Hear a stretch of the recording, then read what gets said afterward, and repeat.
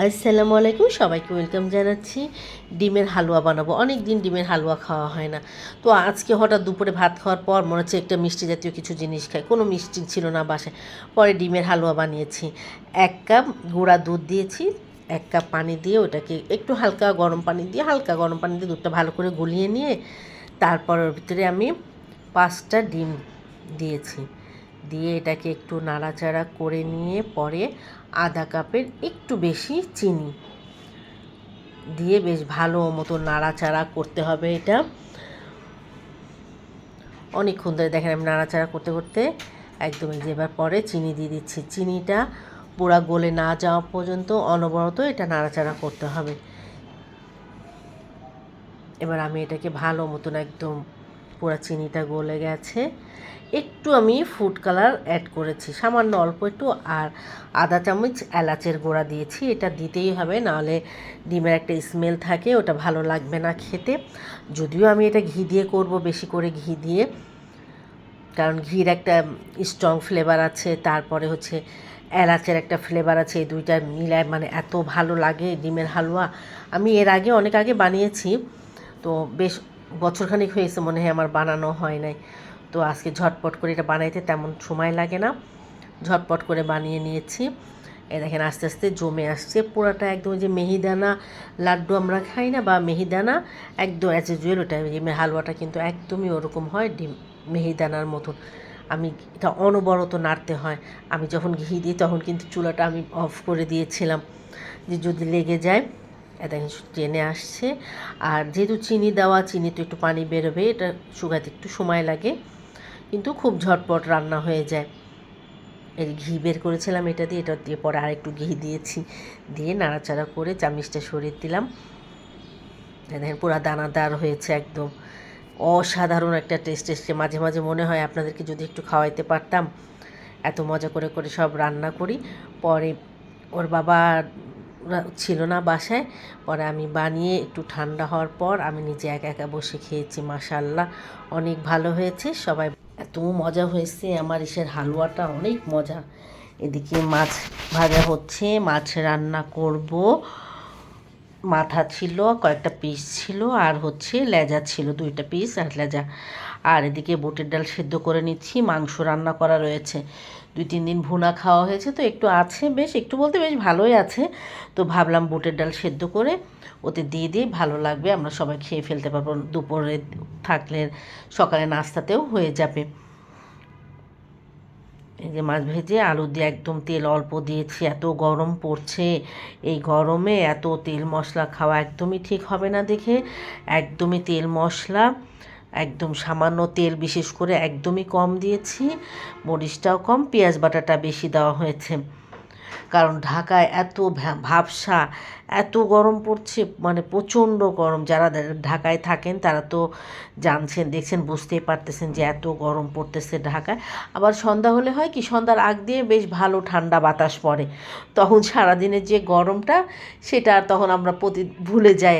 কিন্তু আবার সকাল থেকে দেখা যায় যে আবার গরম পড়া আরম্ভ। এই যে মাংসের ভিতরে যে বুটের ডাল সিদ্ধ করেছিলাম ওইটা দিয়ে এবার আমার নিজস্ব করা যে মশলাগুলো আছে নামানোর আগে ওইগুলো দিয়ে নামিয়ে ফেলবো। বেশি পানি দেই না, একটু ঘন ঘনই রাখবো, এই জন্য যাতে পরের দিন সকালে রুটি পরোটা দিয়ে খেতে পারি। আর আমার ভিডিওটা যাদের ভালো লাগবে প্লিজ লাইক করবেন, কমেন্ট করবেন, সাবস্ক্রাইব করবেন। এই দেখেন আমার বানানো মশলাটা, এবারে মশলাটা অনেক বেশি ভালো হয়, সব সময় ভালো হয়, আমার কাছে মনে হয় এবারটা একটু ডিফারেন্ট টাইপের ফ্লেভারটা আসছে, খুবই ভালো। এই যে মাছ রান্নাটা ঝোল ঝোল বলেছিলাম, ঝোল ঝোল করবো, এই জন্য ঝোল ঝোল করেই রান্না করেছি। বাসায় কেউ ছিল না, তো একা একা ভিডিও করতে অনেক সময় অসুবিধা হয়, স্ট্যান্ড নিয়েও করা হয়, কিন্তু কিছু কিছু ভিডিও আছে ওগুলো হচ্ছে দেখা যায় স্ট্যান্ডেও হয় না আর কি। এই যে নামানোর আগ দিয়ে একটু বরবটির একটু ভাপ দিয়ে নিয়েছিলাম, নাহলে আমার কাছে মনে হয় বরবটি সেদ্ধই হতে চায় না, একদম ওই পটলের মতন অবস্থা আর কি। এই জন্য আমি একটু সামান্য ভাপ দিয়ে নিই, ভাপ দিয়ে নিলে ভালো হয়।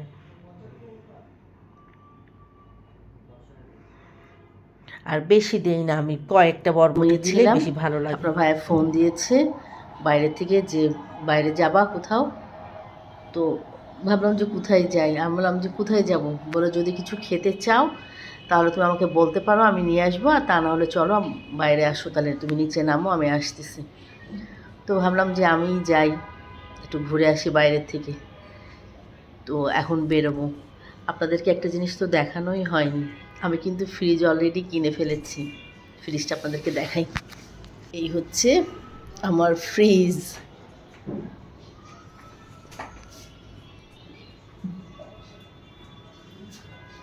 কেমন হয়েছে জানাবেন আমাকে ফ্রিজটা।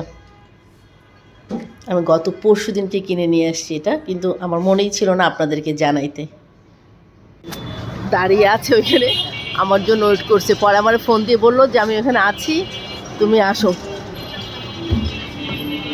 দুইজন বসে আছি, ওয়েট করছি কতক্ষণে আমাদের খাবার আসবে। আর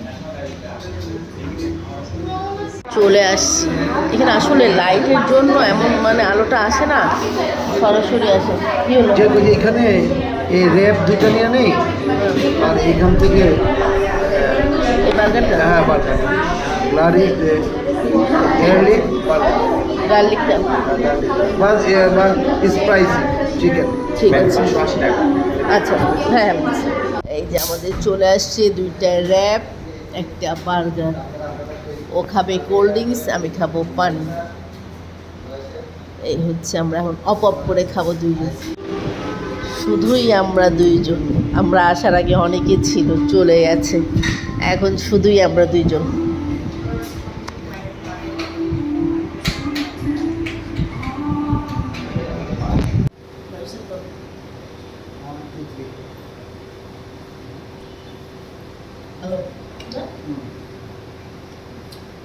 একটা ট্রাই করা হয়েছিল আজকে ফার্স্ট টাইম।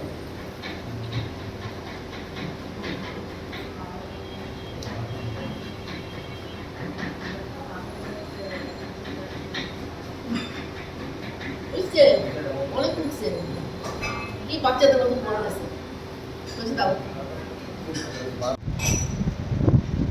খাওয়া শেষ করি, সবাইকে আল্লাহ হাফেজ জানাই। আল্লাহ হাফেজ, আল্লাহ হাফেজ বলবেন। সে খাওয়া নিয়ে ব্যস্ত, অনেকক্ষণ বাইরে ছিল না, ওর মনে খিদা লাগছে। এদিকে আজকে সন্ধ্যার পর মারিয়া মিনারা আসছে, ওরা আম মাখানো খাবে। পরে আমটাকে ছুলে সুন্দর করে কুচিয়ে নিয়েছি, চিনি, লবণ, তারপরে 3টা শুকনা মরিচ দিয়ে পানি দিয়েছি। একটু ঝোলটা খেতে কি যে মজা লাগে, এভাবে একটু মাখিয়ে দেখবেন।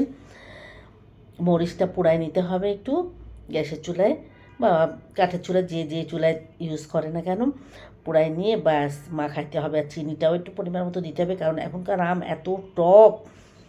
পরে রাত্রেবেলা আমরা সবাই খেয়েছি আজকে এটা।